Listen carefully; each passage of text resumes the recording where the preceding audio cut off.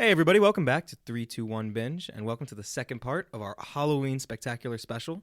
And today we are touching on the most iconic horror genre of all time, the slasher films. And I'm here, joined by my co-host, Faison. Yo. And my other co-host, Tyler. Yo. Faison, you got your mic on? Yeah, my mic's on already this time. This time, yeah. Yeah, this is try number 2, because Faison couldn't remember to turn on his mic. Last week, we went through 4 tries. Just throwing that one out there. Yeah, but my mic was on all 4 of them, so I think that's a step up. Either way, can anyone hear? Slashers. Can anybody hear us? Yes, I hope so. Yeah, I pray. We're here. We're going to talk about slasher films, and I think that is truly the epitome of the horror genre, right? Like, I don't really think there's anything more iconic than slasher films. I agree.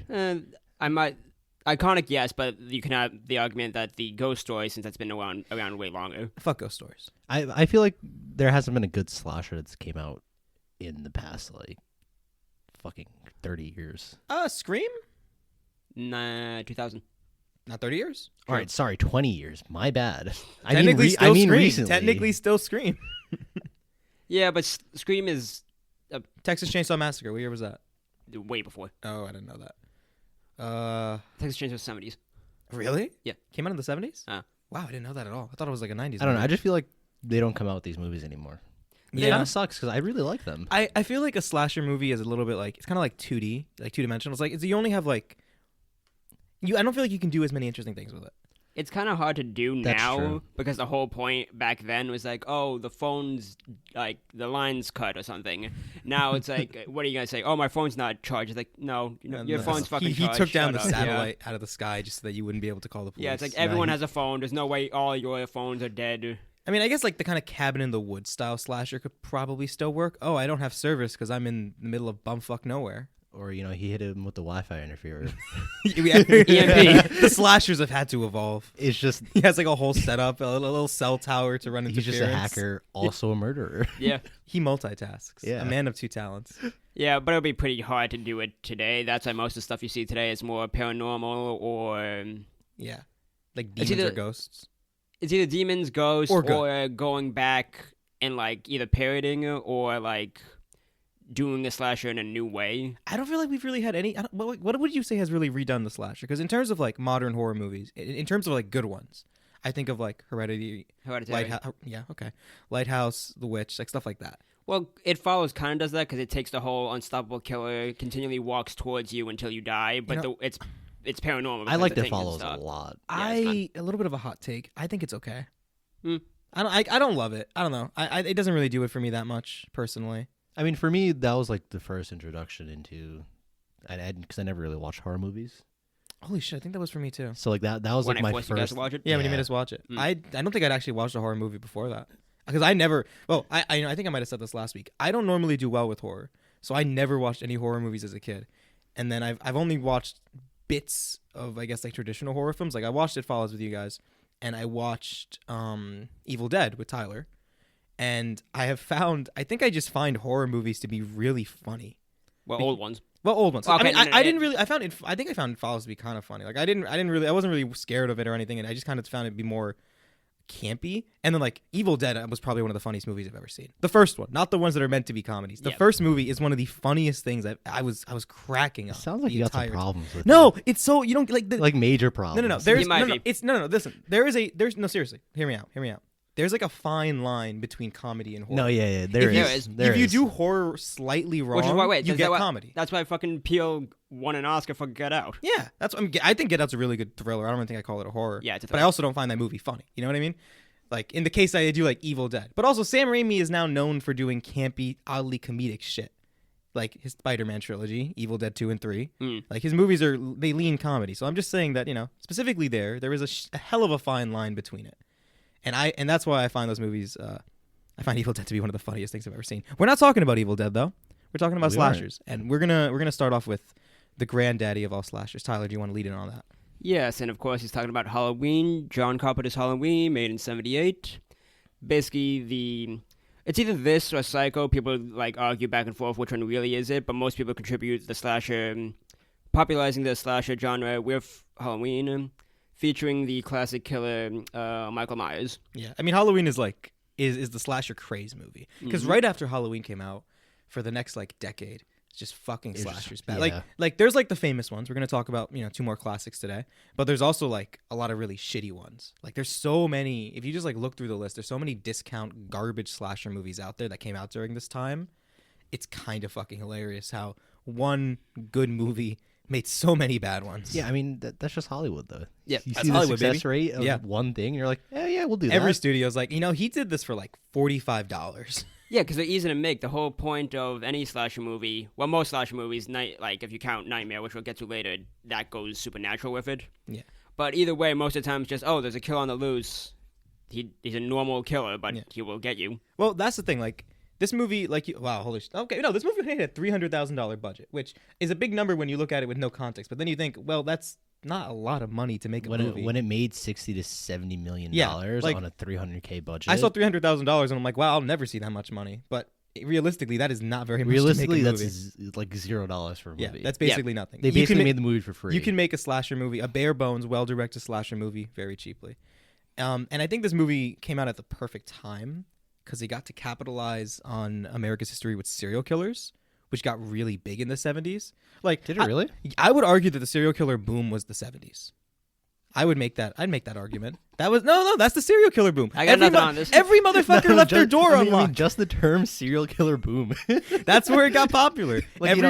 Economic boom, and then we also have the serial killer boom. Yeah, they just started coming up out of nowhere, hanging well, out, start killing people together. Not together. They don't share space like that, Tyler. Well, They're no, very they talk about the ways. territorial. You kill people this way. I like to go for the nice, like sideways cut, get that deep in there. They cut off the head and God, I just think about Ted Bundy. But no, seriously, like I think a lot of serial killers were popularized, is a way to put it, in the 70s. Like that's where it got really, really big, and no one was locking big their to become a serial killer. Then No, there was a serial killer. I Any cannot of you want to become a serial killer? Little tip: go to the 70s. when you stab with a knife and you're stabbing someone in the ribs, go horizontal so you get your knife back. Yeah, that was one of the big you things did they like talked you did about. free med for like a year, right? No, I learned that one like 2 weeks ago. Yeah, Oh, and there's Michael Myers now coming to kill us all for talking about him. yeah. No, it's weird that he would ring the doorbell. That's more of a Freddy thing. You're not wrong. But no, like Either way, Jesus. But no, I think like there was a lot of serial killers in the 70s, and that's when like I guess people began to learn about serial killers. There began to be like psychiatric tests and institutions and asylums and stuff like that, like for serial killers specifically. So like it feels like that was the era in which this all came into the public consciousness. This idea. yeah, because there was a bunch of obviously serial killers back in the 70s. John Carpenter probably did take some inspiration from He was them. aware of it. I mean, like, if you want to talk about, like, inspirations for this movie specifically, you have Psycho, and then you have a previous John Carpenter short film he did while he was in college called, I think it was, like, Voyeur Man, where a guy beats off watching people in intimate moments in their house. And you can definitely see the inspiration between that movie and this a lot. Well, I know the inspiration for Michael Myers is when he was a college student and went to a psych hospital, I think it was either for some class or like with some friends or whatever, and he specifically saw this kid. You just go to a psych hospital with the boys. Just I forgot what the actual boys, story was. A little field trip, elementary school field trip, I don't know. Maybe it was Halloween. You go to creepy places. That's a little bit you go to fucked up, fake Tyler. creepy places, Tyler. I don't know. It's the 70s. I don't know. Either way, we can definitely you can definitely figure out a lot of the inspirations for this movie from either like previous films or just the fact that there was a lot of killers. He went to a psych ward and there were a lot of killers around this. Well, time. no, he specifically mentions one kid, which was the whole speech about Michael in the movie about a kid of like blank eyes and no expression. He specifically saw that kid and he's like, yeah, that scared the shit out of me, so I'm making a movie based on this kid. Wow, that worked out pretty well. Okay. Yeah. I think that Halloween was one of the more scarier ones I'd agree. because like there was no real motive behind him killing people. There never is. No. I think that's like the simplistic beauty behind a monster. No, but like Michael the other Myers. two kind of had like motives, right? Yeah. Like there was one reason behind all of them. Michael Myers just wanted to kill people. Well, he's like a force of nature. I think is how he's always been described, right? Yeah, the speech that Dr. Loomis had, one of the, I guess, heroes of the movie, Dr. Loomis, was this therapist, and he treated him for 18 years, and throughout the whole time, he's like, yeah, no, there's nothing there. He's just evil. I think they kind of take away from that from the sequels, where they basically make it so that Jamie Lee Curtis's character is like his sister or his niece or something. It's a sister, and it's like later, I think it's the second movie, they realize, oh, it's a sister, and then in the reboot 2 years ago, they take that away and just make it that she's... I heard that was pretty decent. I heard it was. Okay. Yeah, I remember they basically made his motivation family for a long time, which is like, okay, but he feels so much better as this, like, he just comes into their lives for no reason except that they're on his block, and he just decides to fuck it all up. That's Michael Myers. Which That's is funny, not funny, but like it's cool that for a long time in the credits, he's not named as Mike Myers. He's named as a Shape. Like in the credits, it says the Shape instead of Mike Myers because he's just supposed to be this figure that just kills people. That's pretty interesting. Yeah. Huh. Even though like they did actually name him in the movie, but in the credits he's called it the Shape. The Shape? Yeah, because it's just a figure that goes and kills people. I think that works really well. Yeah. I like the idea of Mike Myers just being this fucked up force of nature. I think it's pretty neat. I think also between the three movies we have here today, this is by far the most well directed. Oh yeah, because it's John Carpenter. Yeah, like there's so many shots in this movie that actually feel creepy, not because anything creepy is happening, but just because of how well shot it is. Like just Michael standing outside her school, or like when he's standing outside her house and he's just looking up at her. Well, in the backyard. In the backyard, yeah. Yeah. Like that's iconic. Also, just like any of those car scenes where she's being followed in the car, like every shot is just it feels terrifying. Oh, the fact that the movie is like basically in real time, that he's just driving around town and you kind of see him. Yeah. You know he's there. He's always just hanging about. He's just chilling in town. He's back at his hometown after 18 years. He's just catching up, looking at all the sights. What's changed? Who's new? It was over the course of about one day. Yeah. Like I think that's also what adds to like the scariness of it. Because it's not stretched out over like 2-3 days, 4 days a week or however long. It's literally just one day. Yeah. You're right. I think it does add to the tension of it. Like it's just you see the build up. You see the build up during the day, and then at night is when shit gets real. Yeah, that's a good way to look at it. Yeah, I mean, this is definitely this is a John Carpenter movie, so it's high quality. Yeah. You know what I mean? Like it's a good film. It's a good piece of film. I think like probably the strongest part of this movie is the direction.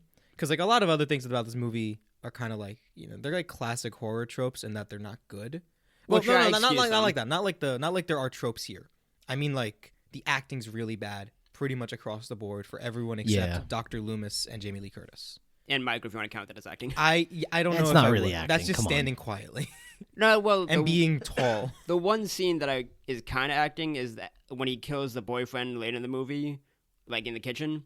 When he just posts him, when he like literally stabs a knife into his chest and he's on the wall and he looks at him like it's a painting or like he made something. I guess there's a lot of okay, I can understand. Like that's the one moment you see, like every other time he just kills somebody and that's it, but this is a time where he's like actually admiring what he did. Yeah. Okay, I can understand that. That's a pretty interesting. I didn't think about that when I saw it, but that is a pretty interesting way to look at it. Yeah, because it's literally he stabs him and then he takes a step back, tilts his head, and it's like looks what he did. He obviously doesn't feel anything, but he's just looking at what he did. Yeah, that's pretty neat.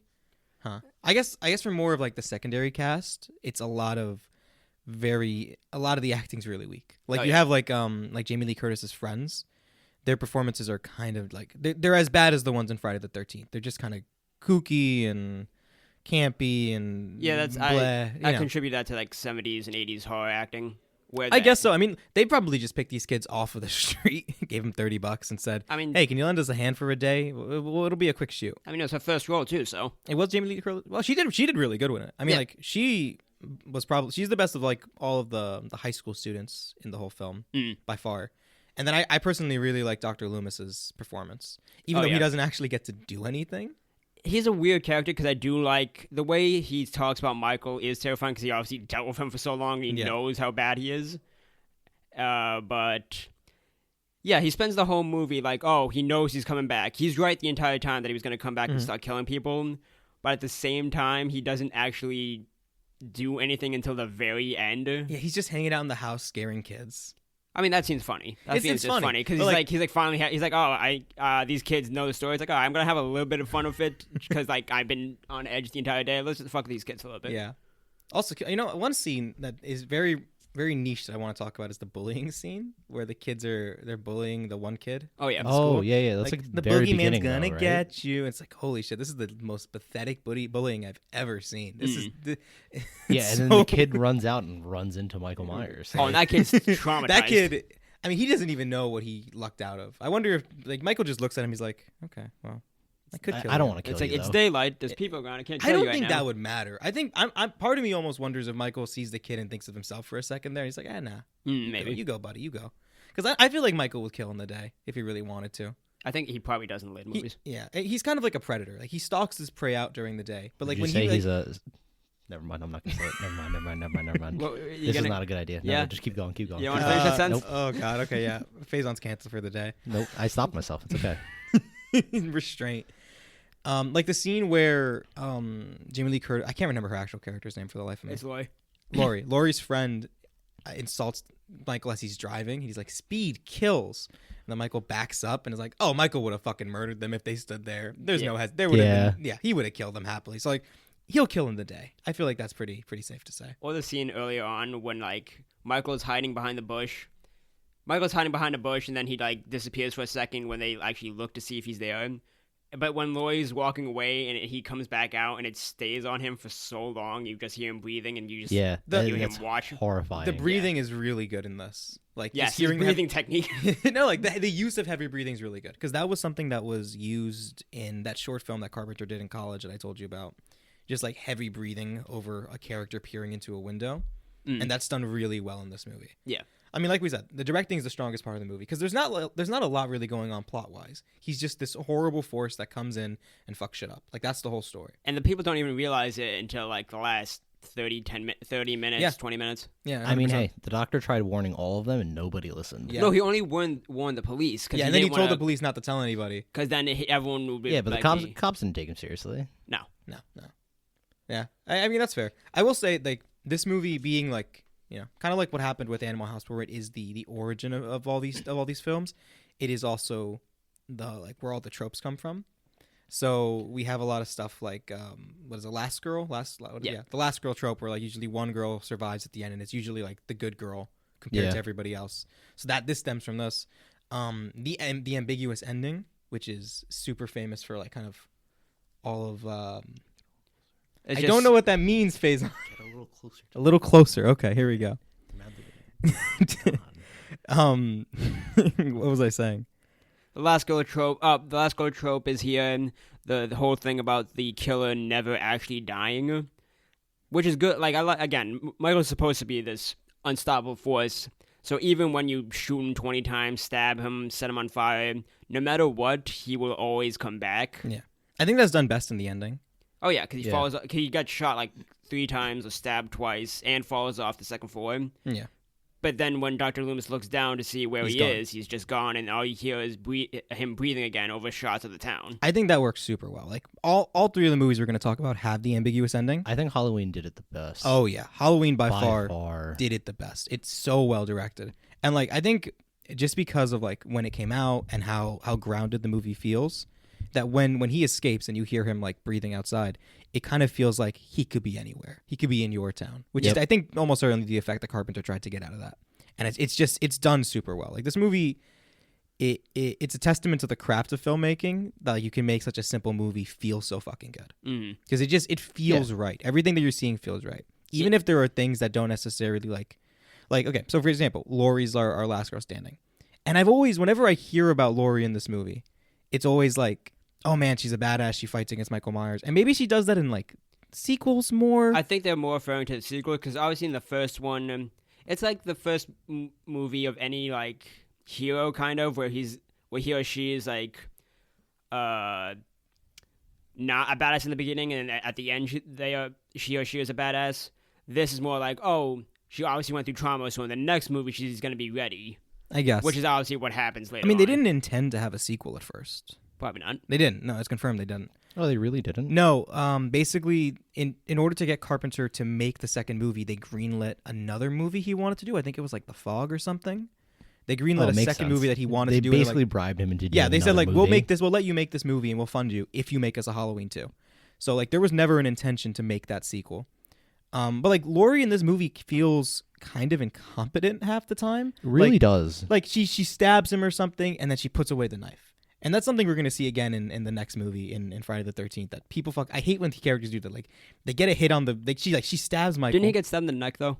Yeah, you stab him again. Well, okay, but thinking about it, when you stab obviously you didn't expect. I would stab him at least 3 more times. But in the neck, if though? it's like somebody, Yeah, I would. No, I'm saying if you get stabbed in the neck once, you aren't going to assume this guy is. I am going to stand in the corner and see if he stands up to stab him again. I'm not saying don't drop the knife. I'm just saying, like, if you stab a guy in the neck, you're going to assume, okay, he's out. I would not. If a crazy person in a serial killer mask came into my house, I would not stop after the one stab. That does not feel safe. Also, maybe me. when he's down on the ground, like, leave the house. That's also an option. Yeah, I'll give that. I don't know about going to a blood rampage and continually going. I would stab him a few more times. Chris, he's dead. Oh my god. At minimum, go for the tendons. There's no head. Go for the tendons behind the ankles. I don't know if you become a serial killer trying to kill a serial killer. Yeah, no, I don't you don't think that's because the a best serial killer idea. has to kill multiple people. You're just killing that one guy who tried to kill you. But And you get that several first times. taste of blood.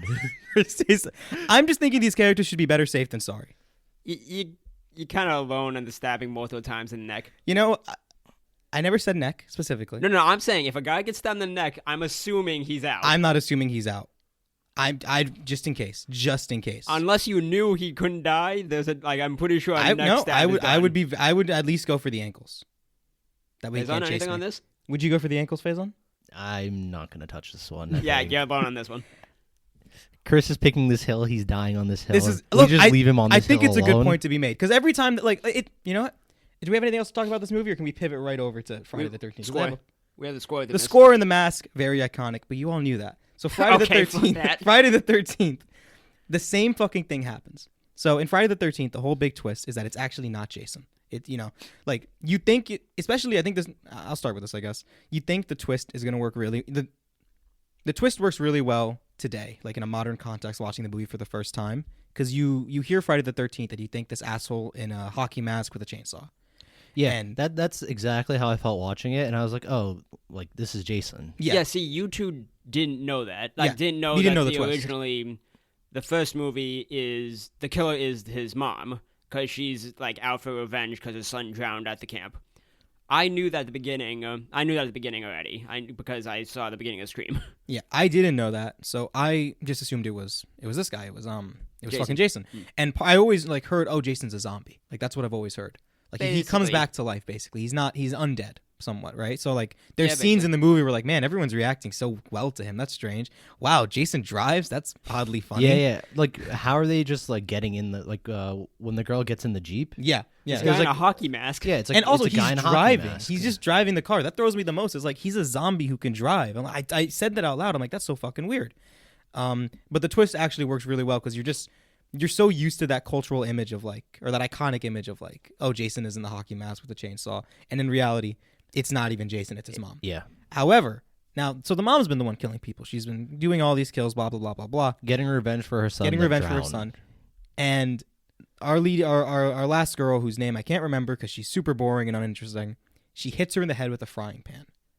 And then she walks away. And this was the one I had the biggest problem with. No, yeah. You can listen. You don't got to kill her, but you can definitely snap her ankles. No, Chris. Yeah, see, no. Okay, but why are you so fixated on the ankles? Because then they can't chase you. She runs away to the canoe, right? And then she looks around, and then boom, she's right there. This 90-year-old lady. Okay, no, but also she sits down next to the canoe for. Well, yeah, she's very stupid. I'm just gonna give a warning. If you ever break into Chris's house, don't, because he will torture the shit out of you. I'm gonna break your ankle. No, but if you ever wanna, beat Chris, just put some fucking ankle guards on. Yeah, that is shin guards. No, shin guards. Hey, listen. I can figure out multiple ways to handle the situation here, right? She could have broken this old lady's. Don't break into Chris's house. She could have broken this old lady's ankles, but she still had the frying pan. She could have just bashed a few more times. Yeah, I know. I agree. I'll agree with you on this one. Thank you. I will agree that she probably should have kept an eye on her, tied her up, maybe something, or just give her a couple more whacks. Whacks in the head. Yeah, okay. I'm not. Because the thing is, this isn't one of those serial killers that's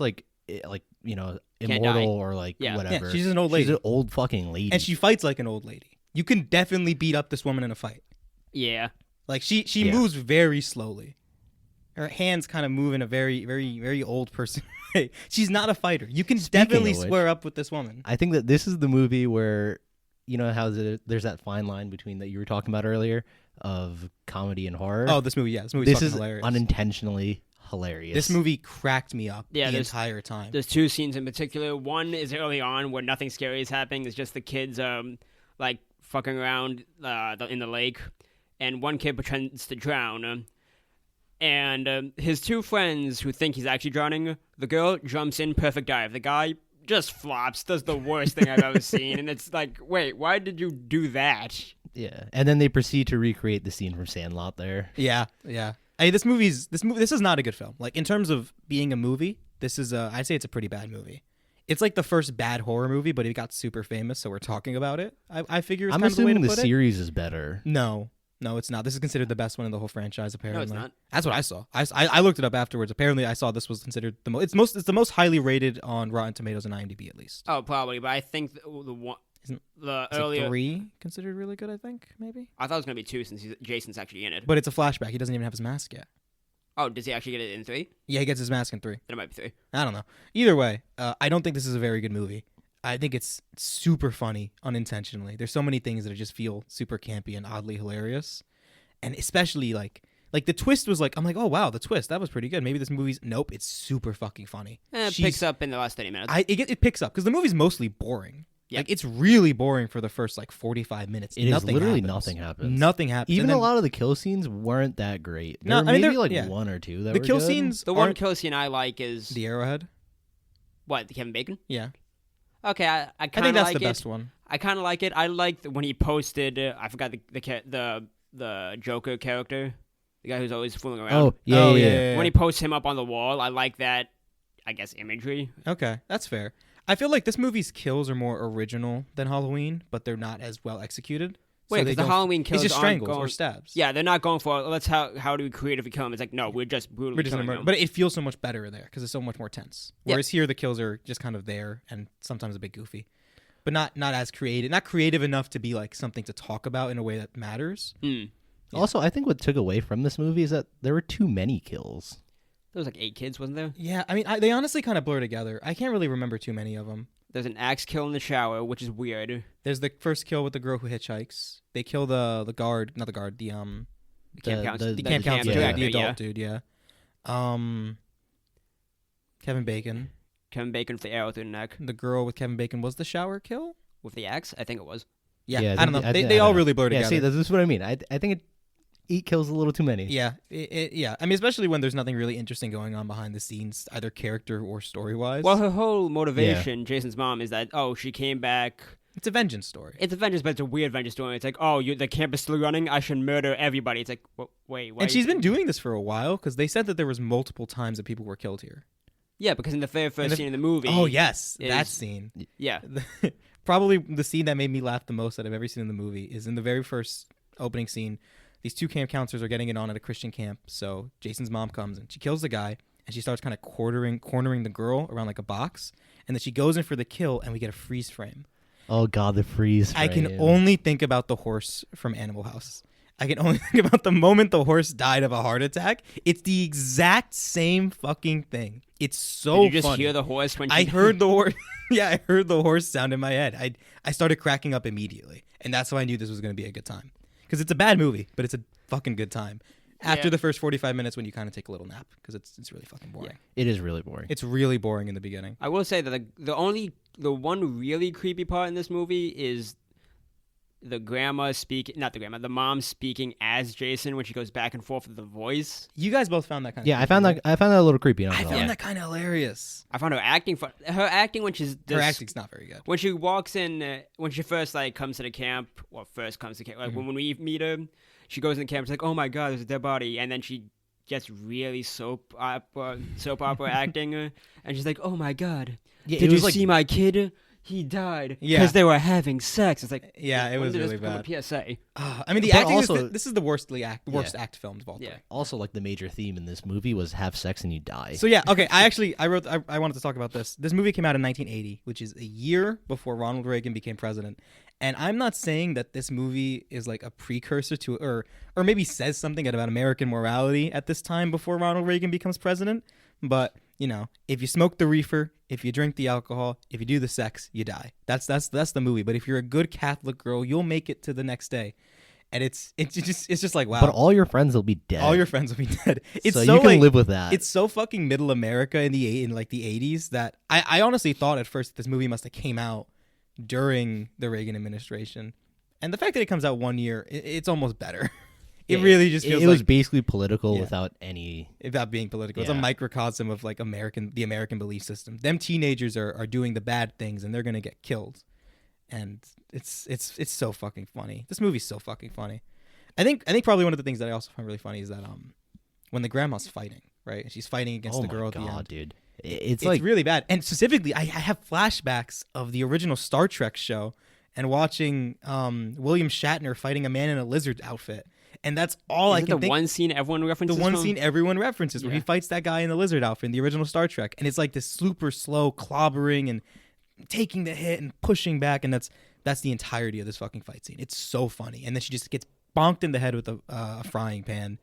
And then she comes back. Comes back like 3 times. She's a strong granny. How did she get decapitated again? Yeah, she's. Was it canoe paddle? What the hell did she use? I don't think a canoe paddle can decapitate someone. I don't think it can, but maybe it did. I don't know. Was it a machete? Was it the kitchen knife she had for a while? I don't know. But also, she had a kitchen knife for a while. How'd you not stab her like once? Well, she's a granny. She's not very good at it. Well, but the girl took the knife from her, right? Oh yeah, she did. But then she didn't want to do anything with it. Like, I don't know. She's not a killer bitch. She's not her ankles. You just go for the tendon, then she can't chase you to the canoe. But like one good stab, and like she's old. She's dead. No. I mean, again, she's not very threatening because she's like 80. She's not the biggest threat possible. Oh no, it is a machete. It is a machete? Mm. Okay, yeah. I mean, that's the most unique kill in the movie. Well, yeah, because you get a fucking weapon. Yeah, you get a... Yeah, Jason's mom is not very scary. This movie is not very scary. This movie's kind of really funny. The kind ending, of really bad. The ending caught me. Yeah. So I thought at this point the movie was over. I was watching with my girlfriend, and I had been making fun of this movie the whole time. It's the second funniest horror movie I've ever seen. And I'm joking about it. And then she's in the canoe, and then fucking Jason's corpse comes in a dream sequence and pulls her into the water. And it gets super fucking loud, and it totally caught me off guard. And I definitely did yell slightly. Because of a jump scare? I'm not good with jump scares. I'm really not. You could just play a loud sound next to me at any given point and I'll jump. I don't do well with jump scares. Guys, if you're planning to rob Chris's house, that's one way to do it. Yeah. Do that. Maybe I'll be in the air for too long to get you in the shins. But. Shin guards and loud music. That's all you need to rob Chris's house. I don't know if it'll work. I think at some point or another I'll get you. I'll get you, goddammit. Yeah, but you still have to see how high you jump and they have time. I mean, I was gonna say it'd be nice to have a slasher movie where people break into the slasher's house, but we've definitely had no, it is. We had a couple of those. I thought about it right after I said it. Dope. What the hell's the movie called? Don't Breathe. Yeah, the one with the blonde guy. Yeah. The guy who is in Avatar. Oh yeah, the guy. Yeah, the guy who plays the soldier in Avatar. Yeah. Yeah. That movie was okay. We're not gonna talk about it because it's okay. I mean, yeah, it was just all right. I saw it in theater. Did I see it in theaters? I think I saw it in theaters because it was like there was an old broken down theater in my old town that you could just sneak into like one movie after another. You could just spend a whole fucking day there in the AC during the summer, and you could really watch some shit films like that. That included that movie specifically. Yeah. Do we got anything else on this one? Because let me check the notes. Because what else we got? Yeah, Jason's not even in this one. Apparently, he's obviously in the other ones. The ending obviously alludes that he's going to be in the other ones because of that dream sequence, and the last line of the movie is... I mean, again, I don't think it was intended. I think it was just like... It's like with Halloween, where it's like, oh, we can make money off of this franchise. No. Well, they leave it open-ended for franchise potential. That's what I mean, because the whole... it says here in the wiki that the makeup designer said the whole reason for the cliffhanger at the end was that we just saw Carrie, so we thought that we needed a chair. He calls it a chair jumper, but I guess he just means like a moment to be like, oh shit, something else could happen. I haven't seen Carrie, so I have no idea what that's referencing. But I don't know what a chair jumper is, so I guess I'm assuming a chair jumper is like a jump scare kind of like a. We have Carrie edge planned of the for seat down kind the of line. thing. I think he means edge of the seat moment, which is why they went with, oh, okay, so we need that moment, so let's have Jason be there. That's why she says, oh, he's still out there, which alludes to like, oh, he's still a force. Yeah. I mean, we can't pretend that this movie was built on anything like an actual artistic vision. We can't pretend that. Also, how is he still a little boy in the lake? It was a dream. Well, because he died. It's not like, I mean, I'm guessing they were going by, he died in the lake. He died as a little boy. So, like, he's not going to age. But then he becomes a full-grown adult, doesn't he? Look, these movies don't care enough. I don't know what the lore of the fucking movie is. And isn't it like voodoo? I have no fucking idea. Some voodoo magic bullshit. I think it was some voodoo magic bullshit that they did. Like his mom did some voodoo magic. But she's dead. Well, okay, before she died. Maybe I don't fucking know, man. We're putting more effort than they did into this movie. Yeah, actually, yeah. We're trying to figure this out. Yeah, it's not a good. We're trying film. to figure out something that doesn't exist. Yeah, that doesn't make any sense. Which brings us to yeah. Speaking of not making any sense, only one part. We're gonna talk about Friday. Yes, Friday 13th again. Let's do it. I keep confusing these two movies in my head. I knew I was Nightmare on Elm Street. Yeah, Nightmare on Elm Street. A movie in which a ghost of a serial killer haunts people in their dreams and murders them. He was a serial killer and child child serial murderer. killer. yeah, In the remake, they allude to he's him a doing predator. Yeah, he's bit of a molester. Yeah, they do that. But in this one, they only basically say. Here he's only a child killer. Yeah, and then the families come and they burn him in his house. Pretty baller thing to do, honestly. Because That's got pretty off. Cool. Yeah, like he got. Yeah, sorry, he got. That should be important to mention. He got off free, so they burnt him to death. They didn't sign the subpoena or something. Yeah, like someone that didn't some fucking say his technical rights. thing. Yeah, yeah. So they burn him to death in his own house. Pretty Which, by the baller way, move. Never happens. What that? Yeah, for like a serial killer. Oh, like getting away on a technicality? Yeah. Unless he had money. Especially when you kill. Unless he had money. Maybe we don't know if Freddy was technically super rich. I mean, we don't know the law in this either. Yeah, true. Maybe Freddy was just like, I don't know, the son of some politician. He got away with it. And then they toasted him. So, I mean, honestly, all's well that ends well, normally, except for that Freddy becomes a ghost who kills people in their sleep. Yes. Yeah, I mean, I did think that the concept of Freddy was probably the best killer in all of the movies we watched. I'd say there's two things to say about Freddy that are very, like, the concept of the movie as a whole, like, he kills you in your dreams, don't go to sleep. Yeah. By far the most unique thing on all three of these movies. And Freddy, probably my favorite killer in all three movies, because he's real fucking kooky. He's just a barrel of monkeys, this guy. He's just having a fucking laugh the whole time. I don't know if I like the fact that he talked a lot, though. Maybe it's because I've been enjoying that fine line between horror and comedy so much. Maybe it's because I'm just living on that line. But him fucking constantly talking and saying stupid shit and just pranking people, like, "Oop, I'm behind the tree. Ha ha ha! Look at my long hands, Fucking killed me. Okay, that was scary. Hands, the long arms, dude. When he's just arms. like fucking standing there, like, Dude, oh, long God. arms had me going. I loved it. Oh no, that shit fucking haunted me. I mean, it killed me, but not in that way. I was I don't know. I find Freddy to be a very fun villain, a very fun killer. Yeah, that's the thing. Like, I like Freddy. Obviously, I like Freddy more than the mom in Friday the 13th. Yeah. But even compared to Michael Myers, I like Michael Myers more because he is just a guy who wants to kill. Freddy, he likes tormenting with people, and half the time it's like, oh, you're having fun with it, and at the same time that makes me Have a bit too like much fun you. with it.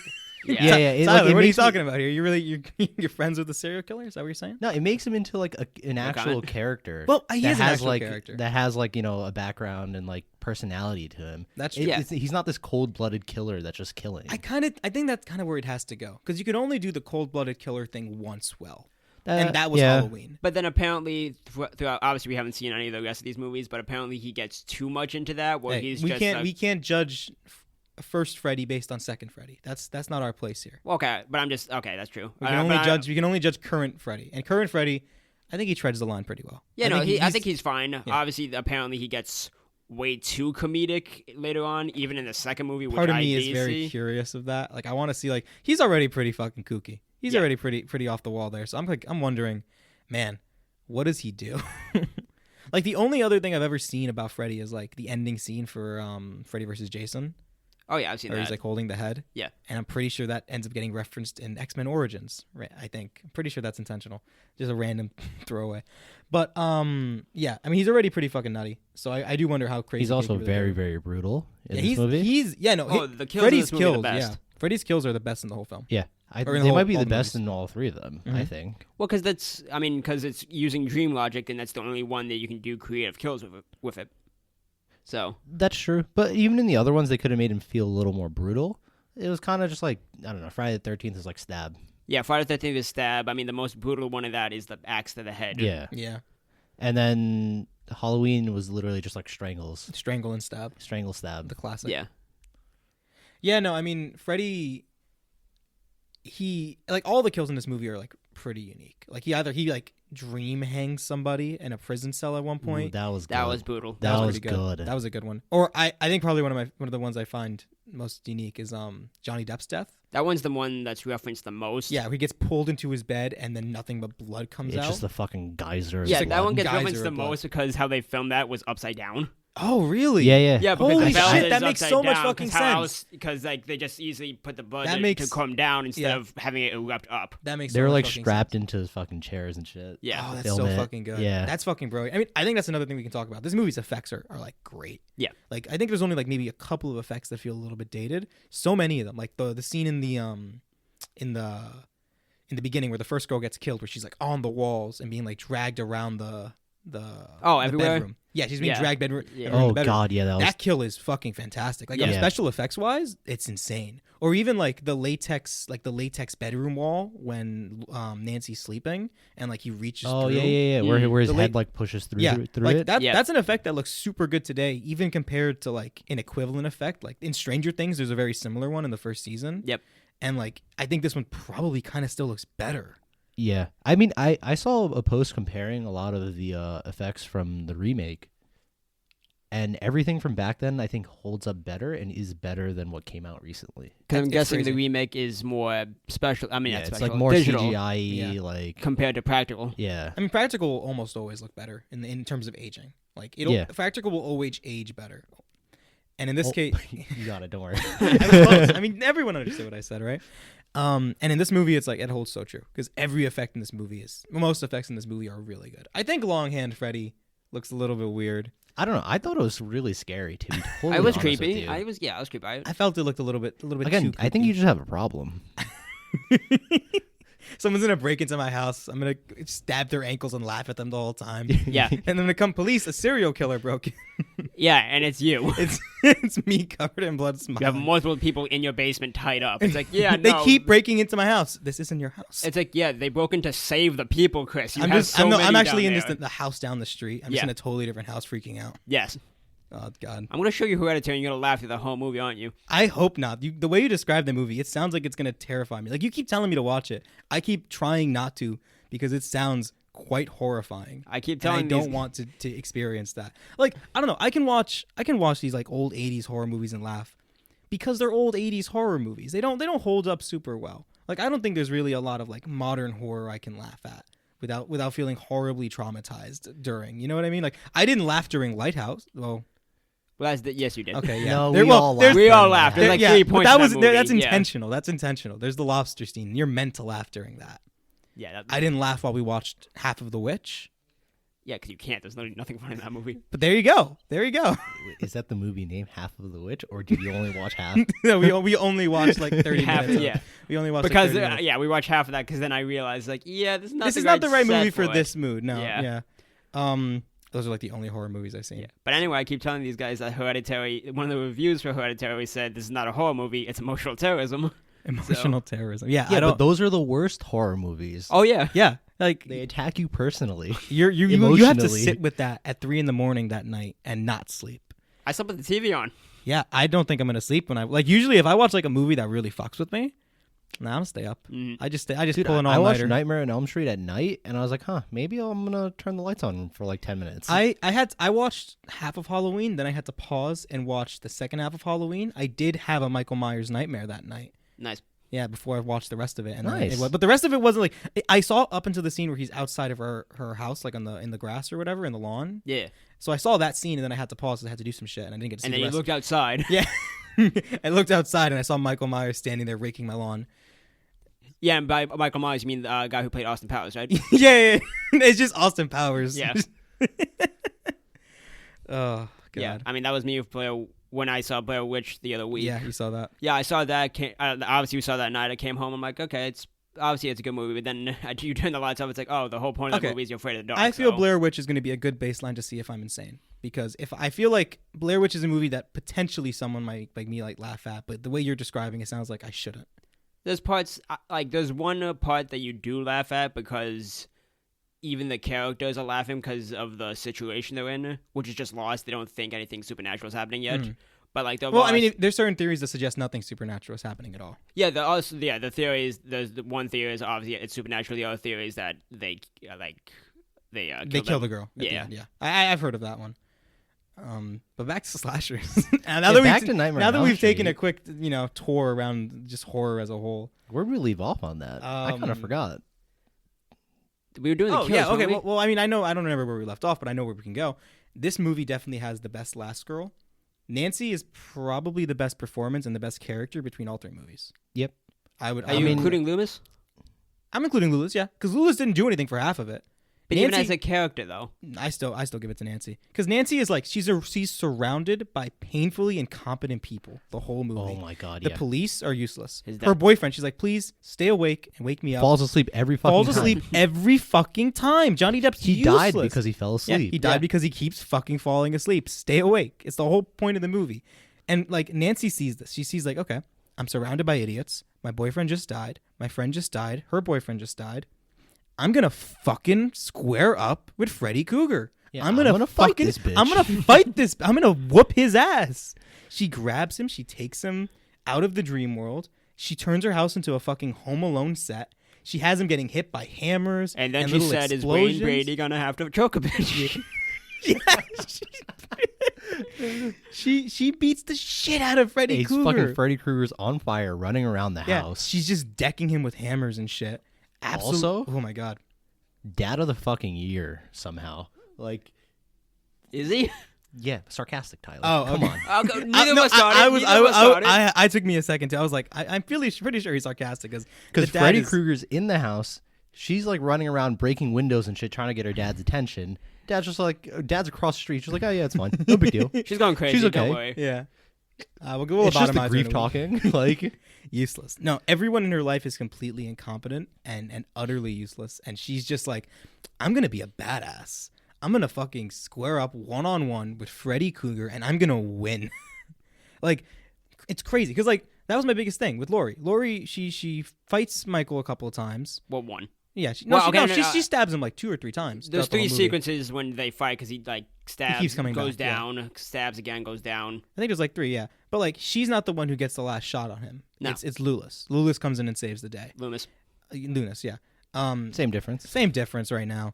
Whoever it is, whatever her name is in Friday the 13th, she beats up an old lady. So I really don't count that as an accomplishment. Yeah, that's not really an accomplishment at all. It's not particularly an accomplishment. And Nancy's like, I'm gonna fight an eternal dream demon ghost man who And I'm murdered gonna children, win. and I'm gonna win. And I'm not even gonna win. Well, we'll get to that. We'll get to that. It's not even like I'm gonna win just by squaring him up. I'm gonna then deny his existence and say he has no power because I'm gonna have an actual fucking character arc in this movie. Well, because Yeah. the whole point of Freddy is that he lives because people are afraid of him. Yeah, he exists. He exists because you believe in him, which actually also really cool idea. really fun. cool. And I really like that. I like. It was really cool until the ending. Yeah. Well, let's talk about the good. Let's really sit in why this movie wasn't bad. Like, this movie has an actual character arc, which no other movie has here. This movie has probably my favorite of the 3 villains. Well, can you really Also- do character arcs and slashes? They besides did it this? with Well, Nancy. no, I mean, for the most part. 'cause the No, most part- normally I feel like Scream did it, but I don't know. Well, Scream is a parody. Parody, right? But at what point does it stop being parody, right? You know what I mean? Well, I mean, the whole point of Scream is that it's making fun. It's both is a horror movie and is making fun of all Horror the horror tropes. movies because all the horror movies that happened before Scream exist in that universe. Yeah, I know. I mean, I heard that a lot of early 2000s slashers tried to add character and stuff like that. Like Jamie Lee Curtis actually has character in the Halloween reboot. Well, yeah, because she's grown from this. Yeah, but that's a character arc. And they have her. She also has a character arc in Halloween H2O. Like, But you, those are you can sequels. do. Because you have to build out something. I'm saying in the one specific movie, slashes, the whole point aren't really the character arc. It's more of there's somebody on the loose. That's fair. Yeah, but what Chris is saying is that like Nightmare on Elm Street did both. Yeah. Yeah, Like, yeah. Even if we say that normally you're not supposed to, this movie still did it. So which I would puts say it it's so an much. exception. Yeah, it's the exception, but it does it well at the same time. Mm. So like this movie has an actual character arc. It has my favorite. I don't know if I'd say favorite, but definitely one The of the most best unique, villains. at The least. most unique. Easily the most unique premise of the 3. Oh, yeah. The most unique kills.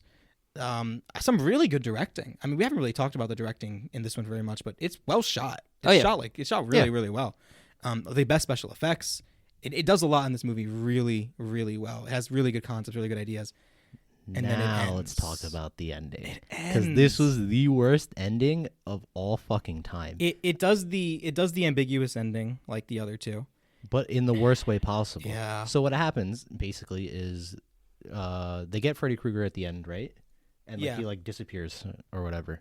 And it turns into this like dream sequence, I guess, where Nancy's standing at the front door, her mom's with her, and she walks into the car. All of her friends that died are in the car, so she's sitting in the car with all her friends.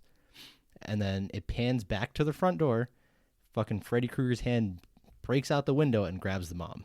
And the car turns into basically Yeah. Freddy's colors. Yeah, it was Yeah, Freddy's and, colors. and it turns the car turns into Freddy's colors, And then drives off, and then they can't drives get out. off. The end. Suggesting that they're all dead again.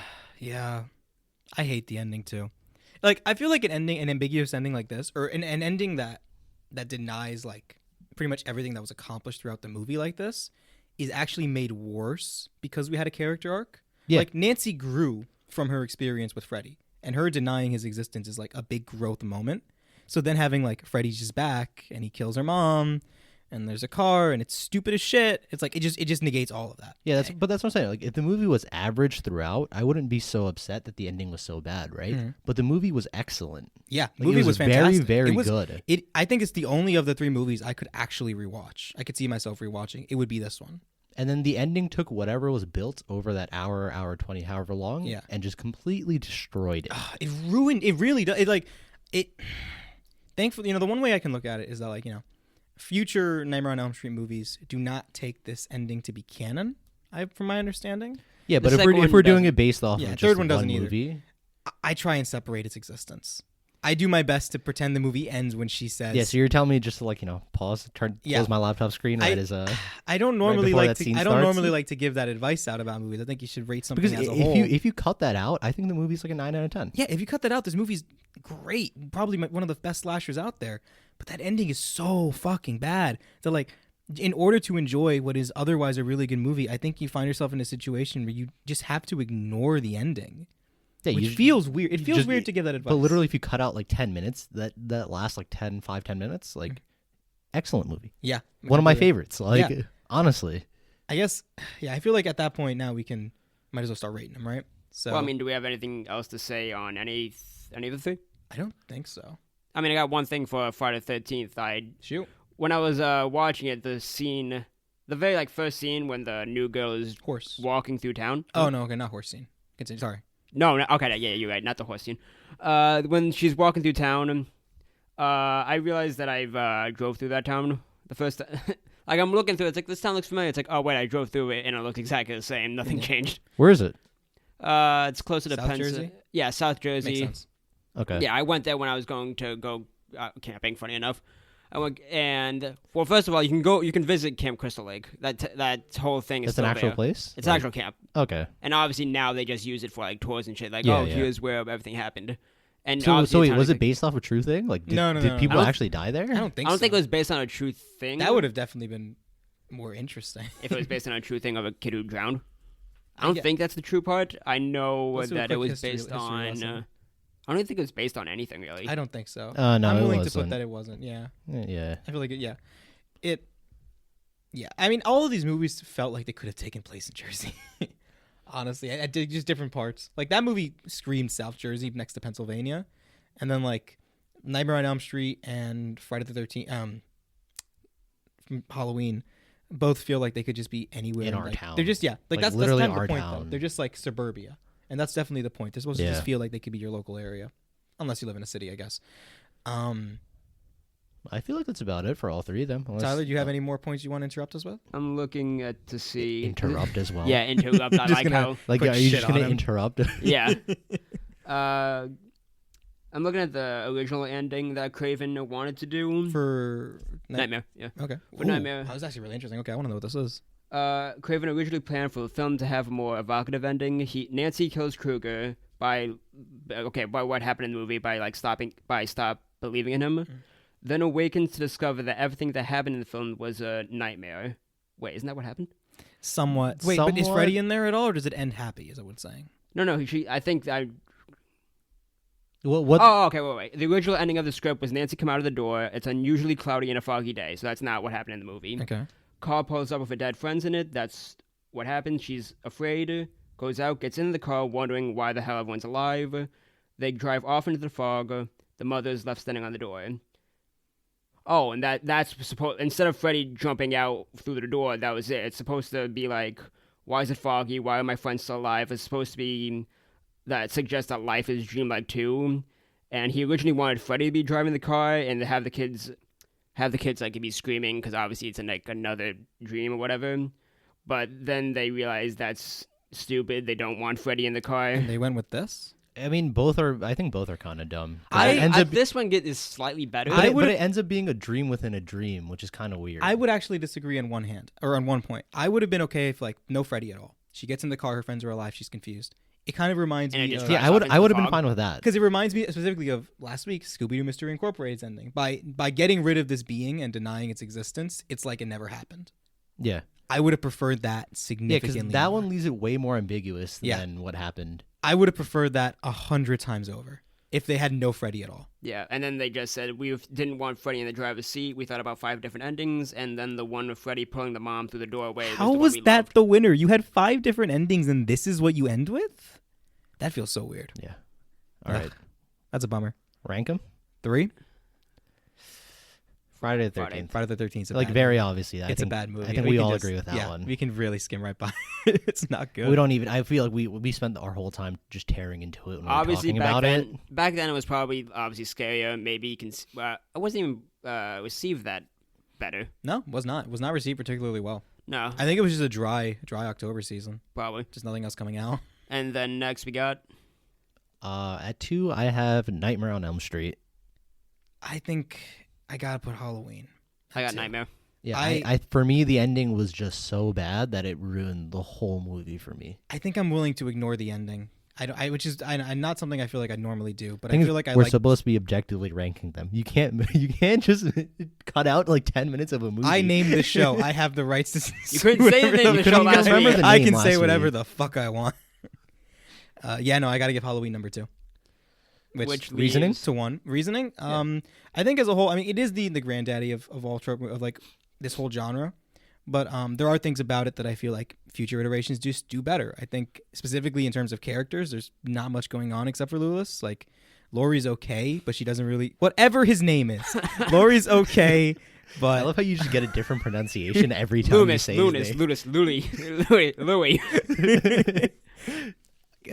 Laurie's character pretty much is, I find her like, I don't know. I guess the fact that she doesn't even really beat Michael at the end doesn't really add anything to me. She has no character arc really what to speak of. It just feels like there's less interesting things going on in Halloween outside of the direction, which is top tier. Because, well, as for Laurie, she's not like, she's a victim throughout the whole movie. She's not like actively going against him. That's probably the fault of you don't have to write her that way.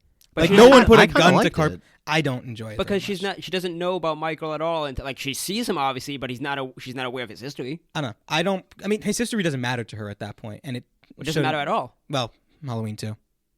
Well, I mean, yeah, but then we're not looking at sequels. That's what I was ignoring. Yeah, I was gonna say to ignore that. I don't know. I mean, like, I get it. She's a victim at all. She's just a random girl being chased down. But the fact that like she doesn't really strike a blow against Michael that really matters. In the end, it's just Loomis who comes in. I mean, I know, but Loomis doesn't kill him either. But I kind of would have rather she had that moment than Loomis. We're just gonna get a count. What's his name, Chris? Can you please say his name normally? Fuck, what's his name again? Oh my god. Lulin? No. Lunas? It's not Loomis. Loomis. Which one is it? Loomis. Loomis. Okay. I don't think I ever did that one. No, that's why I kept correcting you. I don't think I ever got that close to it. Yeah, I don't know. I just feel like her not having that moment makes it pretty uninteresting. Even the fact that she's last girl. Whereas with Nancy straight up fucking fights with Freddy. She's the only character. She's the most almost self-dependent character in this whole all 3 of these movies. She's the only one who actually fights against Freddy. She's the only one who has a plan. She's the only one who has a fucking brain. Her boyfriend's useless. Her dad's useless. Her friends are all incompetent. And yet she's basically like, I'm going to just pull the impossible off and beat the shit out of a ghost. And I'm going to win. And then the director's going to fuck me over with a really shitty ending. Yeah. But damn it, Nancy's like the best performed, best done character. Yeah, I know. I don't disagree with that. I just, again, the reason why it's number 2 for me, that ending was so fucking bad. I agree. I agree with you completely. I think it's just a difference of like how much does the ending ruin things for me. Yeah. And I'm just at this point I'm like, I like the rest of the movie so much I'm willing to to just tell the ending to go fuck itself. All right, number 1, Halloween. Halloween. Nightmare on Elm Street. Yeah, no, I just love a lot about this movie. The first shot is a long shot from Michael's perspective of him killing his sister. Besides that actress being weird as hell. And I was gonna say you're a big fan of that scene. I feel like that's a real weird scene. Like I don't feel like I feel like the long tracking shot's really good. Yeah, but I feel like that. the actual murder is garbage. Oh no, I'm not a fan of the murder Oh, itself. just the I'm actual saying shot. the murder itself is weird because she's like Michael, and then she's like, really? That's reacting to a Yeah. kid with a knife? But I think for me, also for Halloween, the villain was the scariest villain to me That's fair. because he has no motive. Mm-hmm. He just wants to kill. He just wants to kill. Yeah. And it made it even scarier because his first kill was at like 6. Yeah. I mean, he is like the most real serial killer of them because like a serial killer doesn't necessarily have like a goal in mind. Like they're not like I'm gonna kill this person because they did this to me. It's usually like some deep-seated traumatic event or something psychologically that's causing this behavior, right? And that's always the difficulty with understanding serial killers is that they're always seemingly so unique from one another in that way. And he feels like that. He feels like there's something wrong with him. We don't know what it is. And because of that, he feels like a force of nature who just exists to cause carnage. And I agree. He's definitely the scariest of all the villains here. And the movie's also the most well-directed. Yeah. I think by far. I mean, John Carpenter he's great. It's John Carpenter. Right? Yeah. I mean, it is a great movie. I just think that there's so many more unique things than other ones. That's the only reason it doesn't win for me. Yeah. But it is a fantastic film. Fair. No, again, if the Nightmare on Elm Street ending was just like average, Would have won. You would give it it would have been number 1, yeah. Mm. Because I love that movie a lot. Yeah, same. God, I wish it just ended well. I still can't get it. 5 endings, and you picked that one. Holy fuck. Yeah. What can you say? I guess that's the binge. Alrighty. Yeah, so that's it for Halloween. That's Thank right. you guys for listening. Thank you guys for listening to our second Halloween Spectacular. We We're will finally done with this see horrible, you- horrible season. See you next week for We don't even know what we're doing next week, so We make it up. Anime. We're not the type of people who have a plan. Come on. We look competent to you guys, yes, they're looking at us through the window again. just like Michael. Yeah, he's there. We'll see you guys next week. See you guys next week. See you.